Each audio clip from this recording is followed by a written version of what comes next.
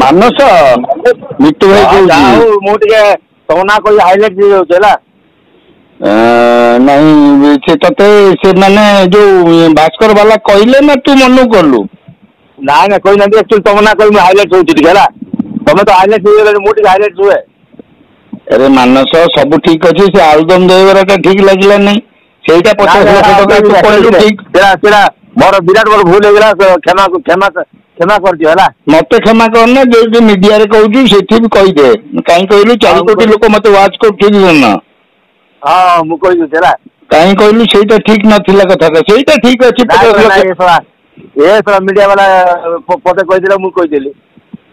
ନାଇଁ ତୁ ସେମିତି କରିବା ଉଚିତ ନୁହଁ, ଏଇଟା ଠିକ ଅଛି, ଏଇଟା ତ ମୁଁ ଅଛି ରୋଲରେ, କିଛି ଅସୁବିଧା ନାହିଁ, କିଛି କଟିନି ରୋଲ। ନାଇଁ ନାଇଁ ମୁଁ ଏବେ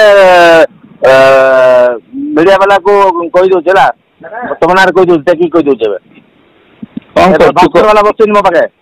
ହଁ ହଁ ହେଲା ଦେଖିକି ଏବେ କହିଦଉଛି, ବାଇଟ୍ କରି ଦେଇଦଉଛି ଏବେ। କରିଦେ।